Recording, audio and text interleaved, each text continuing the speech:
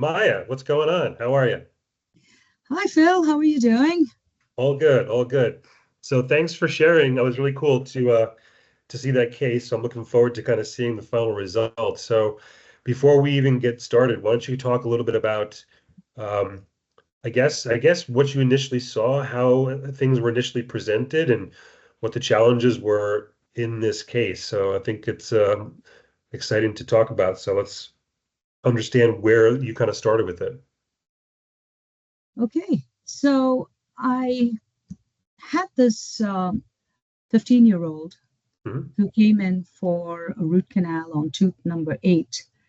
And the history was that as an infant, he fell off his rocker and he face planted.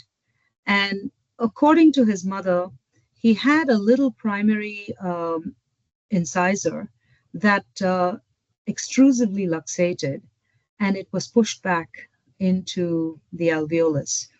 And subsequently, for the next year or so, this kid continued to fall face planting because he had a peripheral vision defect that had not been detected as yet. So, in any case, the mother says that when the permanent incisors erupted, in her words, I quote, she said they came out as fists, Hmm. unquote. So all I could tell is that, they probably they didn't have any morphology, they were amorphous. And anyway, he had them bonded, so they looked like real teeth. And he had orthodontic treatment, and then he became symptomatic. And we're talking about tooth number 8 at this time. Got it. Okay. So let's take a look at some of those initial images and Hmm. we'll kind of go from there. If you can share your screen. Sure. All right. Okay. Do you see what I see? Yep. All right, so this was tooth number 8. I almost wish that he never had to have anything done to it because I was clueless as to what needs to be done. But of course, we took Hmm. a 3D scan. And let me share my scan now. Okay. And this is what I see. This is the axial slice here on the top left Okay. screen. And you can see that tooth number 8 has got a multitude of canals in there, and some looks like a C-shaped system. Let me just move it faster. Focus on the Mm-hmm. top left. And let's ignore what's happening to tooth number 9 because that was also weird. Yeah. You It's can tooth see number something 8. there too. Right. Right. And then here in and you can see on the rendition that it looks like a normal tooth because the buildup was very nicely done. Mm-hmm. Lower left, we are in the coronal slice. Again, you can see uh, canals in there. And then again, when you go on to the lower right, it's the sagittal slice, and you can see canals upon canals. So a nice three canal incisor. Or so I thought. Yes, I thought I was at least getting into 3 canals. Okay. Yes. So what Then, was so go ahead. yeah. So you can continue. So I was mulling over what I need to do and how I need to approach. I actually told the mom that I may have to remove the bonding and go in and try to find these canals on my own. But as it so happened, you sent me a video of some sort of a canal mapping or a nerve mapping tool. Hmm? And I instantly thought of this case and I said, let's try to use this tool on this case and see what we come up with. Yeah. Yeah. Yeah. Yeah. Love it. So I have another video which I'm going to post on how to actually map this stuff out. So I'll kind of put that into the actual video here. So we're not going to go through how to do it, but I want you to show the end result of what we did or what you did, and then just kind of talk through planning and talk through kind of how the actual case went. Well, let's have you first unhide the nerve canal. So in this version that you have, Maya, we actually map things out using the nerve mapping tool. So there is a newer version of the CS3D imaging software where you could still do it this way, but there's also a canal mapping tool, which also gives you measurements too. So you could really do it either way. We just simply did the nerve mapping tool here and then changed the diameter from the default 2.5, I believe, to 1 millimeter. So you can see that there of what we mapped out. And again, I'll post that video of how to actually do that here on the screen. So yeah, so go ahead and talk through kind of like what you Yeah, so essentially in this 3D rendition, you can see the exit points of the canal. So if I were to go down and right in this region, and of course it's coming out the labial aspect because the facial is just a bonding, right? So these canals are, if I were to find them, I would have to go through the facial aspect. And I decided that I would first go in and find the largest canal, which was the palatal canal. Yep.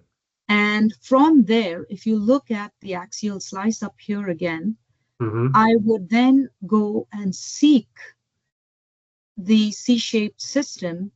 I would find the other canal on the distal facial aspect of that C-shaped. So, So I'll the find idea all of was those. find the largest one first and then use that Yes, as a reference point to help find the others, right? yes, exactly. Right. Exactly. So that's what we did. But also here you can clearly see in the axial slice that there were three canals. But when I went in to the palatal canal actually split somewhere down, further down, and it branched off into a fourth canal. Oh, wow. And that I found only intraorally when I was working. So let me share Okay. the screen.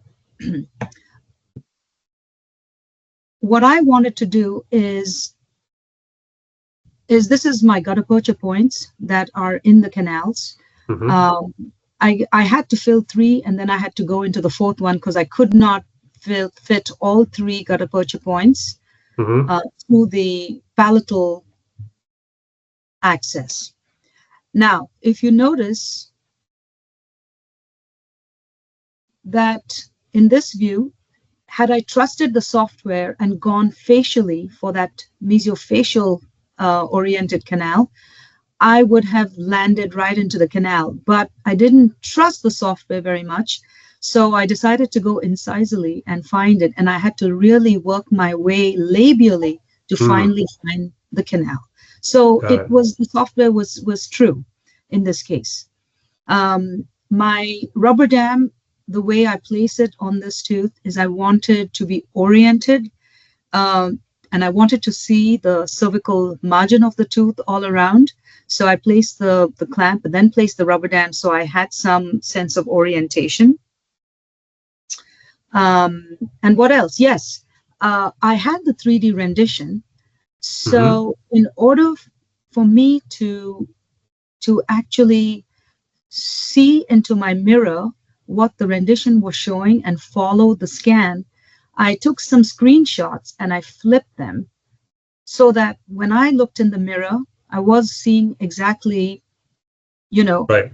what I was seeing on the What you're screen. looking at clinically. Clinically is Yeah. exactly what I'm doing. So if Right. I had to move distally, I was moving distally and there was no lateral inversion Right. to Right. confuse me. Right. So I took screenshots and flipped them so that what I saw in my mirror is what was on my screen. Smart. What about the Okay. other images? Well, the other image is here is one where I've only made two axes.